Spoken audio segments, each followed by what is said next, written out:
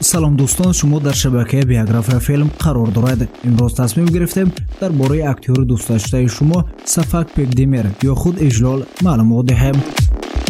Сафак Пекдемир 19 июни соли 1988 таваллуд шудааст. 32 сола буда дар Истамбул ба дунё омадааст. баланди қадаш 1 см буда, шуғли дӯстдоштааш актёрӣ мебошад. оиладор буда, номи шавҳараш Бурак Мингу мебошад.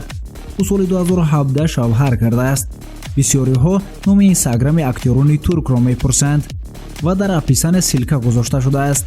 силкаи инстаграми актёри турк Сафак Пекдемир мебошад. дароед ва аз рӯзгори зиндагии ӯ бохабар шавед. акнун таваҷҷӯҳ намоед ба тарҷумаи ҳоли ин актрисаи ҷавон. Сафак Пекдемир 19 июни соли 1988 дар шаҳри Истамбули Туркия таваллуд шудааст. даврони кӯдакии Сафак Пекдемир дар худи зодгоҳаш сепарӣ шудааст. духтарак донишгоҳи Бейкентро бо ихтисоси санъати тасвирӣ ва актёрӣ хатм кардааст. қаҳрамон бори аввал соли 2010 дар филми кӯтоҳи истеҳсоли Туркия бозӣ кардааст. инчунин ҳунарпеша майл дошт мехост дар филмҳо нақш бозида машҳур шавад. ӯ дар сериалҳои машҳури Лайли ва Маҷнун ширкат варзида номдор гардидааст. сипас дар филмҳои ба мисли Ҷамоаи Ҷамду, Шикасти зиндонҳо ва Ишқи девона нақш офарид. чанд сол қабл сериали туркӣ бо иштироки Сафаке Себи мамнӯъ ба намоиш баромад. духтари ҷавон бо нақшбозиаш таваҷҷӯҳи коргардони машҳурро ба худ ҷалб намуд. Сафак бо як адвокати маъруф Бурак Мингу издивоҷ кардааст.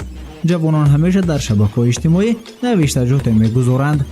аксҳои муштараки худро ба шабака мегузоранд ва мухлисонашонро шод мекунанд. ҳамчунин Сафаки дар зиёд филмҳои туркӣ бозӣ намуда, сафи филмҳои худро зиёд намудааст. агар хоҳед боз аз рӯзгораш бохабар бошед, ба инстаграмаш обуна шуда аз ҳолу аҳволаш бохабар гардед. дӯстон, хоҳишам ин аст ки ба шабака обуна шавед. корамонро қадр карда нависед, ки дар бораи ки маълумот гирифтан мехоҳед. бо шумо будам Саид Мухтори Сайданвар, тарҷума ва ҷамъовари маълумот Рустамбек Аҳмадов. дар ҳоли ҳазор подписчик шудан тасмим дорем, ки бо актёрони дӯстдоштаи шумо тариқи видеоӣ суҳбат сабт намоем. пас обуна шавед, мо интизори шумо.